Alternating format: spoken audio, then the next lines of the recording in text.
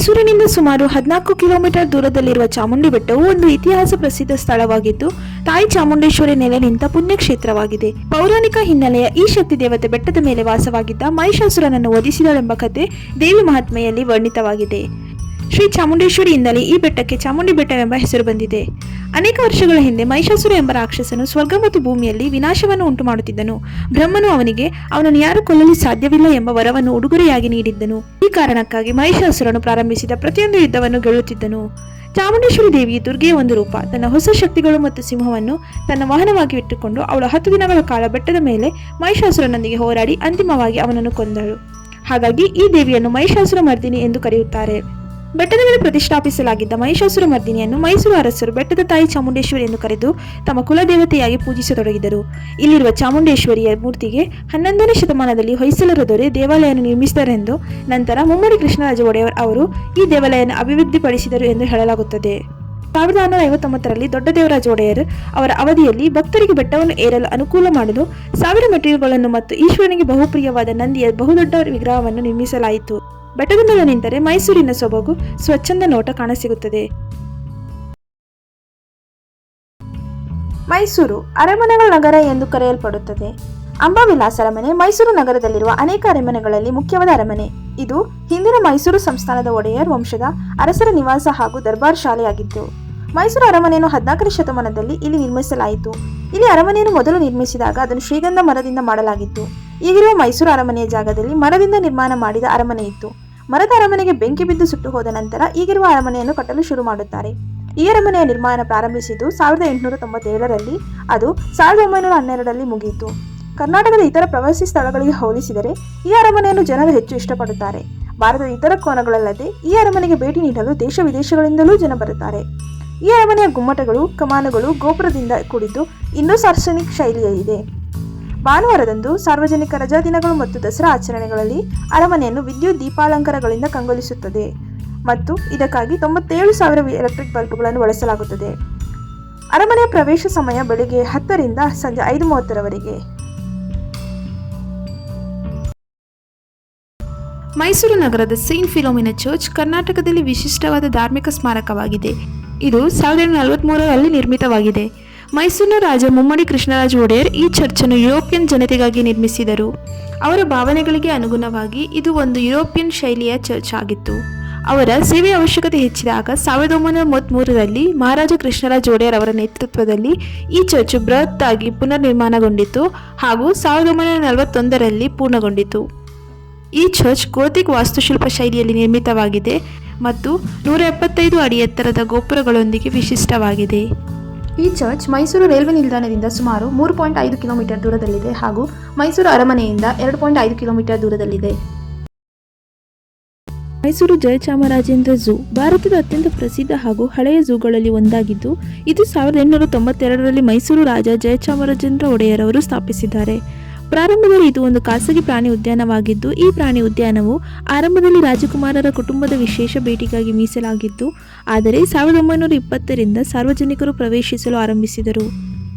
Mysuru zoo 150ಕ್ಕೂ ಹೆಚ್ಚು ಪ್ರಾಣಿ ಪ್ರಭೇದಗಳನ್ನು ಹೊಂದಿದ್ದು, ಅನೇಕ ಭದ್ರತೆಗೊಳಿಸಲಾದ ಪ್ರಾಣಿ ಪಕ್ಷಿಗಳನ್ನು ಇಲ್ಲಿ ಸಂರಕ್ಷಿಸಲಾಗುತ್ತದೆ. ಪ್ರಪಂಚದಾದ್ಯಂತ ವಿವಿಧ ಜಾಗಗಳಿಂದ ಬಂದಿರುವ ಪ್ರಾಣಿ ಪಕ್ಷಿ ಪ್ರಭೇದಗಳು ಇಲ್ಲಿ ವಾಸಿಸುತ್ತವೆ. ಪ್ರಾಣಿ ಉದ್ಯಾನವನವು ಮಂಗಳವಾರ ಹೊರತುಪಡಿಸಿ ವಾರದ ಎಲ್ಲ ದಿನಗಳಲ್ಲಿ ತೆರೆದಿರುತ್ತದೆ. ಮೈಸೂರು ಪ್ರಾಣಿ ಉದ್ಯಾನವನ ಬೆಳಗ್ಗೆ 9ರಿಂದ ಸಂಜೆ 5:30ರವರೆಗೆ ತೆರೆದಿರುತ್ತದೆ. ಇದು ಮೈಸೂರು ಸಿಟಿ ಬಸ್ ಸ್ಟ್ಯಾಂಡ್ನಿಂದ ಕೇವಲ 1 ಕಿಲೋಮೀಟರ್ ಮತ್ತು ಮೈಸೂರು ಅರಮನೆಯಿಂದ 2 ಕಿಲೋಮೀಟರ್ ದೂರದಲ್ಲಿದೆ. ಬೃಂದಾವನ ಉದ್ಯಾನ ಇದು ಕಾವೇರಿ ನದಿಯುದ್ದಕ್ಕೂ ನಿರ್ಮಿಸಲಾಗಿರುವ ಕೃಷ್ಣರಾಜಸಾಗರ ಅಣೆಕಟ್ಟಿನ ಪಕ್ಕದಲ್ಲಿದೆ. ಈ ಜಲಾಶಯಕ್ಕೆ ಮಹಾರಾಜ ಕೃಷ್ಣರಾಜ ಒಡೆಯರ್ ಅವರ ಹೆಸರು ನೀಡಲಾಗಿದೆ. ಅವರ ಆಳ್ವಿಕೆಯಲ್ಲಿ ಮೈಸೂರಿನ ಮುಖ್ಯ ಇಂಜಿನಿಯರ್ ಆಗಿದ್ದ ಸರ್ ಎಂ ವಿಶ್ವೇಶ್ವರಯ್ಯನವರು ಅಣೆಕಟ್ಟು ನಿರ್ಮಿಸಿದರು. ಇದು ನಾಲ್ವಡಿ ಕೃಷ್ಣರಾಜ ಒಡೆಯರಿಂದ ಅವರ ಹೆಸರನ್ನು ಪಡೆದುಕೊಂಡಿದೆ. ಇದನ್ನು 1924ರಿಂದ 1932ರ ಅವಧಿಯಲ್ಲಿ ಸರ್ ಎಂ ವಿಶ್ವೇಶ್ವರಯ್ಯನವರು ನಿರ್ಮಿಸಿದರು. ಬೃಂದಾವನ ಉದ್ಯಾನವನವು ಒಂದು ಪ್ರದರ್ಶನ ಉದ್ಯಾನವನವಾಗಿದ್ದು, ಇದು ಅಣೆಕಟ್ಟಿನ ಕೆಳಗೆ ಕಾರಂಜಿಗಳು ಮತ್ತು ದೋಣಿ ವಿಹಾರಗಳನ್ನು ಹೊಂದಿರುವ ಉದ್ಯಾನವನವಾಗಿದೆ. ವರ್ಷಕ್ಕೆ ಸುಮಾರು 2 ಮಿಲಿಯನ್ ಪ್ರವಾಸಿಗಳು ಭೇಟಿ ನೀಡುತ್ತಾರೆ. ಮೈಸೂರಿಗೆ ಭೇಟಿ ನೀಡುವ ಪ್ರವಾಸಿಗಳು ನಗರದಿಂದ ಕೇವಲ 20 ಕಿಲೋಮೀಟರ್ ದೂರದಲ್ಲಿರುವ ಬೃಂದಾವನ ಉದ್ಯಾನವನವನ್ನು ಹೋಗಿ ನೋಡಲೇಬೇಕಾಗಿರುವ ಸ್ಥಳವಾಗಿದೆ. ಬೃಂದಾವನ ಉದ್ಯಾನವನದ ಪ್ರಮುಖ ಆಕರ್ಷಣೆ ಎಂದರೆ ಸಂಗೀತ ಕಾರಂಜಿ. ಇದು ಸೋಮವಾರದಿಂದ ಶುಕ್ರವಾರದವರೆಗೆ ಸಂಜೆ 7ರಿಂದ 8 ಗಂಟೆಯವರೆಗೆ ಹಾಗೂ ಶನಿವಾರ ಹಾಗೂ ಭಾನುವಾರ ಸಂಜೆ 7ರಿಂದ 9 ಗಂಟೆಯವರೆಗೆ ಕಾಣಬಹುದು.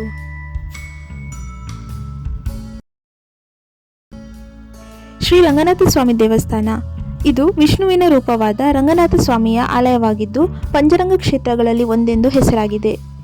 ಇದೊಂದು ಪುರಾತನ ದೇವಾಲಯವಾಗಿದೆ. ಕ್ರಿಸ್ತ ಶಕ 894ರಲ್ಲಿ ಗಂಗರಾಜ ತಿರುಮಲೆಯ ಕಟ್ಟಿಸಿದರು. ಇವರು ನಂತರ ವಿಜಯನಗರ ಅರಸರು ಮತ್ತು ಹೊಯ್ಸಳ ದೊರೆಗಳು ಈ ದೇವಾಲಯವನ್ನು ಅಭಿವೃದ್ಧಿಪಡಿಸಿದರು. ಶ್ರೀ ಗೌತಮ ಮಹರ್ಷಿಯ ತಪಸ್ಸಿಗೆ ಮೆಚ್ಚಿ ಮಹಾವಿಷ್ಣುವು ಶ್ರೀ ರಂಗನಾಥ ಸ್ವಾಮಿಯ ರೂಪದಲ್ಲಿ ಇಲ್ಲಿ ನೆಲೆ ನಿಂತಿದ್ದಾರೆ ಎಂದು ನಂಬಲಾಗುತ್ತದೆ. ಗರ್ಭಗುಡಿಯಲ್ಲಿ ಕಪ್ಪು ಕಲ್ಲಿನಲ್ಲಿ ಕೆತ್ತಲಾಗಿರುವ ಸ್ವಾಮಿಯ ಮೂರ್ತಿಯನ್ನು ಕಾಣಬಹುದು. ಶ್ರೀರಂಗಪಟ್ಟಣವು ಕಾವೇರಿ ನದಿಯ ದಡದಲ್ಲಿದೆ. ಶ್ರೀ ರಂಗನಾಥ ಸ್ವಾಮಿ ದೇವಾಲಯವು ಮೈಸೂರಿಂದ ಕೇವಲ 17 ಕಿಲೋಮೀಟರ್ ದೂರದಲ್ಲಿದೆ. ಲೋಕರಾಜನ್ ಆಕ್ವಾವರ್ಲ್ಡ್ ಅಂಡರ್ ವಾಟರ್ ಝೂ ಇದು ಮೈಸೂರು ನಗರದ ಒಂದು ಪ್ರಮುಖ ಪ್ರವಾಸಿ ತಾಣವಾಗಿದೆ. ಇದು ಸಮುದ್ರ ಜೀವಿಗಳನ್ನು ಹತ್ತಿರದಿಂದ ನೋಡಲು ಹಾಗೂ ಮಕ್ಕಳಿಗೆ ಅರಿವು ಮೂಡಿಸಲು ನಿರ್ಮಿಸಲಾಗಿದೆ. ಇಲ್ಲಿ ಹಲವಾರು ಜಲಜೀವಿಗಳು ಮತ್ತು ಅಸ್ತಿತ್ವದಲ್ಲಿರುವ ವಿವಿಧ ಮೀನುಗಳು, ಶಾರ್ಕ್ಗಳು ಹಾಗೂ ಇನ್ನಿತರ ಸಮುದ್ರ ಜೀವಿಗಳನ್ನು ಹತ್ತಿರದಿಂದ ನೋಡಬಹುದಾಗಿದೆ. ಇಲ್ಲಿ ಸುತ್ತಲೂ ವಿವಿಧ ಜಲಚರ ಪ್ರಾಣಿ ಹಾಗೂ ವೈವಿಧ್ಯಮಯ ಮತ್ಸ್ಯಗಳನ್ನು ನೋಡಲು ಅವಕಾಶ ನೀಡುತ್ತದೆ. ಅಂಡರ್ ವಾಟರ್ ಟನಲಿನಿಂದ ನೀವು ಅಳವಡಿಸಲಾಗಿರುವ ಜಲಚರಗಳನ್ನು ಸಮೂಹವಾಗಿ 4 ಕಡೆಗಳಿಂದಲೂ ನೋಡಬಹುದಾಗಿದೆ. ಇದು ಪ್ರವಾಸಿಗರಿಗೆ ಒಂದು ಅದ್ಭುತ ಅನುಭವವನ್ನು ಕೊಡುತ್ತದೆ. ಇದು ವಾರದ ಎಲ್ಲ ದಿನಗಳಲ್ಲಿ ತೆರೆದಿರುತ್ತದೆ. ಇದು ಬೆಳಗ್ಗೆ 9:30ರಿಂದ ರಾತ್ರಿ 8:30ರವರೆಗೆ ನೀವು ಭೇಟಿ ನೀಡಬಹುದು.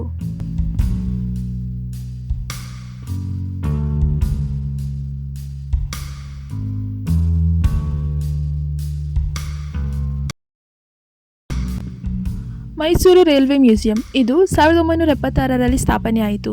ಇದು ದೇಶದಲ್ಲಿ 2ನೇ ರೈಲ್ವೆ ವಸ್ತು ಸಂಗ್ರಹಾಲಯವಾಗಿದೆ.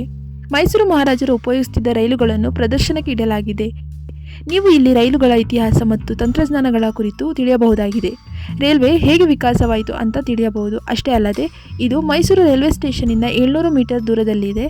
ಇದು ಸೋಮವಾರ ಹೊರತುಪಡಿಸಿ ಉಳಿದ ಎಲ್ಲ ದಿನಗಳಲ್ಲಿ ಬೆಳಗ್ಗೆ 9:30ರಿಂದ 5:30ಕ್ಕೆ ಭೇಟಿ ನೀಡಬಹುದು.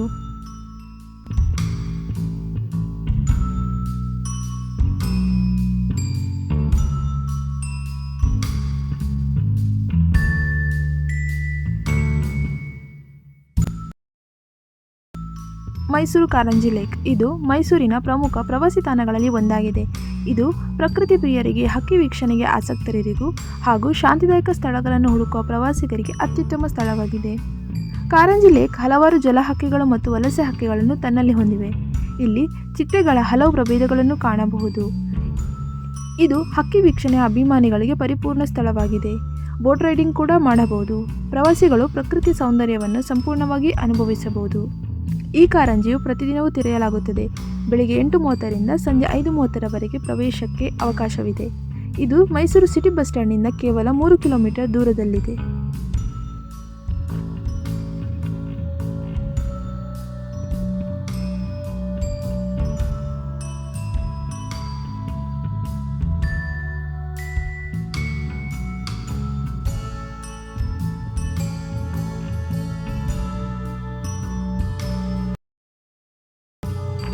ಜಗನ್ಮೋಹನ ಅರಮನೆ ಮೈಸೂರಿನ ಪ್ರಮುಖ ಐತಿಹಾಸಿಕ ತಾಣಗಳಲ್ಲಿ ಒಂದಾಗಿದೆ.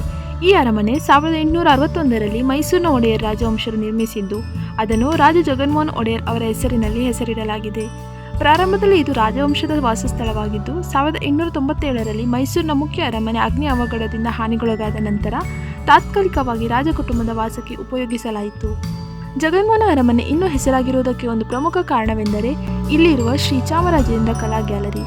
ಇದು ದಕ್ಷಿಣ ಭಾರತದ ಹಳೆಯ ಮತ್ತು ಪ್ರಮುಖ ಕಲಾ ಗ್ಯಾಲರಿಗಳಲ್ಲಿ ಒಂದಾಗಿದೆ. ಇಲ್ಲಿ ಭವ್ಯವಾದ ಚಿತ್ರಕಲೆ, ಪ್ರಾಚೀನ ಶಿಲ್ಪಕಲೆ ಹಾಗೂ ವಿವಿಧ ಪ್ರಸಿದ್ಧ ಕಲಾವಿದರ ಕಲಾಕೃತಿಗಳನ್ನು ಪ್ರದರ್ಶನಗೊಳಿಸಲಾಗಿದೆ. ರಾಜ ರವಿವರ್ಮ ಮತ್ತು ಇತರ ಪ್ರಖ್ಯಾತ ಕಲಾವಿದರಿಂದ ಅತ್ಯಂತ ಅತ್ಯಮೂಲ್ಯವಾದ ಚಿತ್ರಗಳನ್ನು ಇಲ್ಲಿ ಕಾಣಬಹುದು. ಮೈಸೂರು ಸಿಟಿ ಬಸ್ ಸ್ಟ್ಯಾಂಡ್ನಿಂದ ಕೇವಲ 500 ಮೀಟರ್ ದೂರದಲ್ಲಿದೆ.